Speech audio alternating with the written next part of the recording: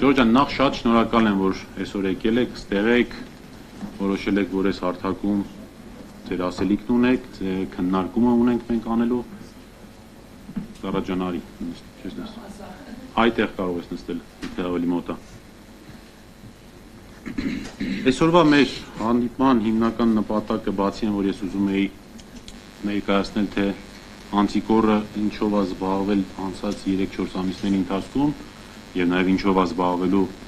հաջորդ առնվազն 1 տարվա այս ամբողջ այս տարվա ընթացքում, նաեւ կարեւոր համարեցի, որ ընդհանրապես կոռուպցիայի եւ դրա կանխարգելման, դրա նպաստող պայմանների, կանխարգելման միջոցների մասին իրականում շատ անելիք ու ասելիք ունենք։ Ինչի, որովհետեւ ես մի քիչ առաջ օրինակ հարցազրույցում էի ասում, մենք անդադար լսում ենք իշխանության ներկայացուցիչների կողմից, քարոզիչների կողմից, որ համակարգային կոռուպցիա չկա։ Շատ են չէ՞ լսել, համակարգային կոռուպցիա չկա։ Նախ ինչ են իրենք, ինչպես են փորձում իրենք ներկայացնել, թե այդ համակարգային կոռուպցիան որն է, որն էլ իբր թե չկա։ Մասնավորապես ամբողջ քարոզչությունը գնում է նրա վրա, որ օրինակ եթե որևէ մեկը բարեկին կաշառք է տալի, փող է տալիս, ապա այդ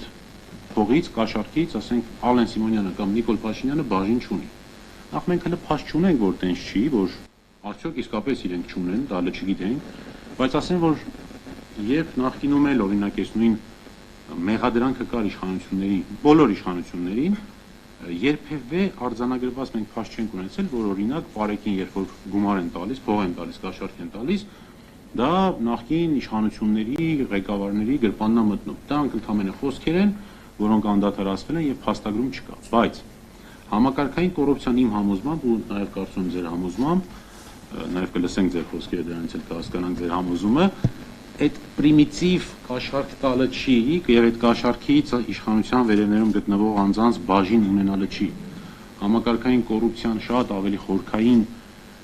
նշանակություն ու վտանգավորություն ունի այս բիրտ մեթոդներից, քաղաքական բանտարկյալներից,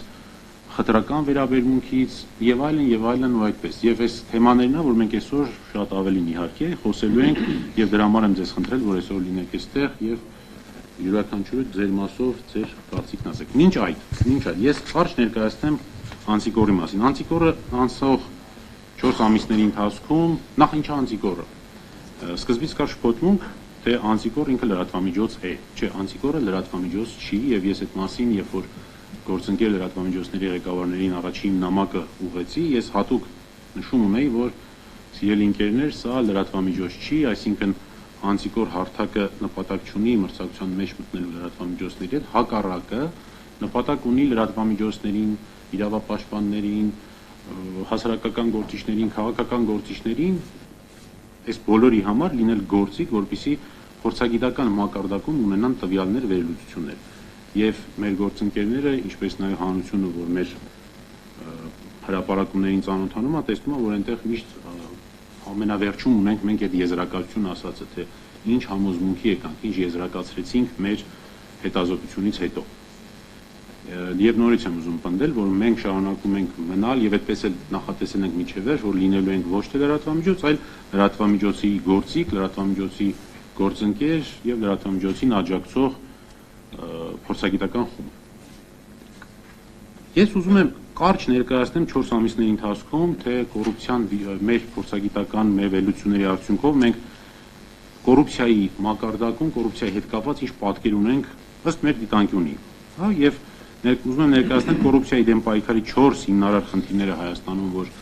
մեր այս հետազոտությունները արձանագրել են, մասնավորապես դրանցից է, որ ընդհանրապես կոռուպցիայի դեմ պայքարում չկա առաջընթաց, բայց ի հակադրում են բարձրագույն հայտարարությունների։ Ես հենց այն էր, ինչի մասին ասում էի, որ այս իշխանությունը գալով իշխանության 18 թվականից սկսած մենք կոռուպցիան վերացնելու ենք, մենք կպայքարում ենք կոռուպցիայի դեմ, մինչդեռ մենք այդ ամեն ինչը հողի վրա չենք տեսնում եւ դրա մասին այսօրվա մեր զեկույցներում նաեւ կլսենք։ Մասնավորապես Հայաստանի կոռուպցիայի ընկալման ցուցանիշը տարիներ շարունակ չի փոխվում, սա Transparency International-ի հայտարարություններ, համաթիվը վկայում է լճացման ոչ թե բարեփոխման մասին։ Եզրակացնում ենք, որ քաղաքական խոսքը, թե պայքար է մղվում կոռուպցիայի դեմ, չի արձանագրում իրական չափելի արդյունք։ Հասարակությունը չի հավատում հակակոռուպցիոն քաղաքականությանը International Republican Institute-ի տվյալներով,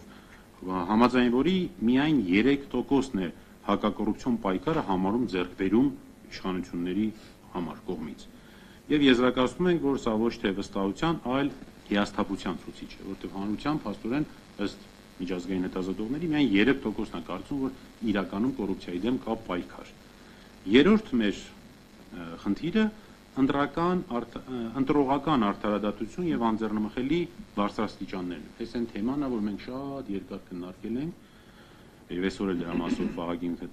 քննարկում ենք ունենալու, մասնավորապես քրեական վարույթները հիմնականում ուղղված են քաղաքական ընդդիմախոսներին։ Ցենց որ նայում եմ, ոչ մի նոր բան չեմ ասել, չէ՞, բոլորը սրա մասին գիտեն։ Ամբողջ քրեական վարույթները իրականացվում են քաղաքական ընդդիմախոսների նկատմամբ է իրականացվում, հակառակ կարծիք ունեցող անձանց նկատմամբ է իրականացվում։ Իշխանությանը մոտ կանգնած անձանց գործերը կամ չեն քննվում, կամ կարճվում են, կամ ձգձգվում են անորոշության մեջ, անորոշ ժամկետով դրանք ձգձգվում են։ Եզրակացնում ենք, որ օրենքը չի գործում հավասար բոլորի համար։ Կարծեմ սա էլ նորություն չէր։ Չորրորդ խնդիրը, որ արձանագրել ենք, քաղաքական կոռուպցիայի բաց դաշտ 2026 թվականի ընտրություններից առաջ։ Մասնավորապես, կուսակցությունների ֆինանսները ընտրական շրջանում փակ են վերահսկողությունից, չեն սահմանափակվում երրորդ անձանց ներգրավված ծախսերը, վարչական ռեսուրսի չարաշահումը մնում է անպատիժ, դիտորդական առաքելությունների գործունեությունը կարող է չարամիտ սահմանափակվել։ Վերջի կետը հատկապես վերջին օրերին ազգային ժողովի կողմից ընդունված օրենքին է վերաբերվում, որի մասին կարծում եմ մենք մանրամասն կխոսենք, եւ ֆինանսների ընտրական շրջանում այս վերահսկողությունը, որ փակ է, մենք բարբերաբար հանդիպում ենք, օրինակ, վաղաշաբաթի ընտրությունների ժամանակ եւ մնացած ընտրությունների ժամանակ տեսնում ենք, որ անվերահսկելի միջոցներ են օգտագործվում բարեգործություն անելու համար, չգիտեմ, տարբեր այսպիսի դրվագներ կա։ Եվ բոլոր այդ դեպքերում, երբ որ օրինակ ներկայացնում է դիտորդների կողմից, իրավապաշտպանների կողմից, քաղաքացիական հասարակության կողմից հաղորդումներ հանցագործությունների մասին, դրանք ընդհանրապես ընթացք չեն ստանում, բայց մինչդեռ հետո մենք տեսնում ենք, որ կային ինչ-որ գաղտնալսումներ հեռախոսների, ինչ-որ ներքին ու արտաքին դիտումներ, որոնցով ընդդիմադիր կուսակցությունների ներկայացուցիչները զրկվում են ազատությունից։ Ընդ որում, երբ որ նյութերն նայում ենք, տեսնում ենք, որ այն ինչ-որ մամուլով տեսել էին, դիտորդներն դրա մասին բարձրաձայնել էին, շատ ավելի հիմնավոր են, ապացուցելի են, ապացուցված են, քան այն մեղադրանքները, որոնցով որ օրինակ ընդդիմադիր քաղաքական ուժերի ներկայացուցիչները բանտարկվում են։ Եզրակացնում ենք, որ սա ուղիղ սպառնալիք է ազատ եւ արդար ընտրություններին։ Ամփոփելով այս ամենը, ես ուզում եմ մի փոքր նաեւ խոսել Անտիկորի, ես ուզում եմ հնարավորինս կարճ ներկայացնել այս ամեն ինչը, որպեսզի հասցնենք բոլորին խոսք տալ։ Ուզում եմ կարճ ներկայացնել Անտիկորի ապագա ծրագրերի մասին, որոնք բավականին շատ են եւ մենք պիտի փորձենք այս տարվա ընթացքում դրանց մեծ մասը կամ հիմնական մասը հասցնենք։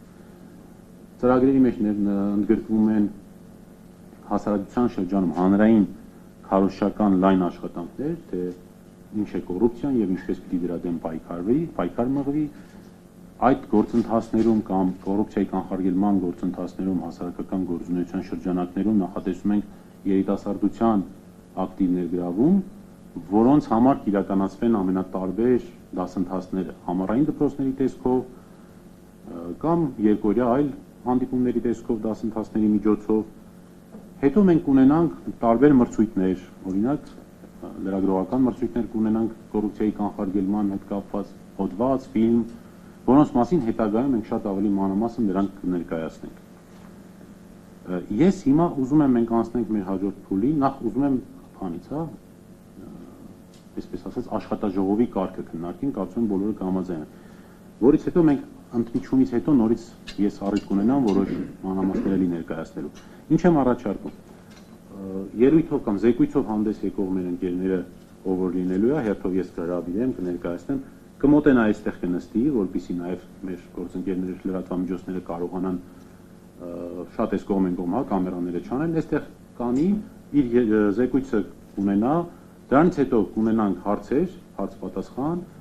հարց-պատասխանից հետո կանենք քննարկում։ Եթե չի լինի, կլինի ավելի լավ, որից հետո արդեն հաջորդ փուլը։ 1 ժամ այսպես աշխատելուց հետո անենք ընդմիջում 20 րոպեով, երևի դրսում սուրճ ընդմիջումով, որից հետո նորից վերադառնանք ու շարունակենք մեր գործողությունները։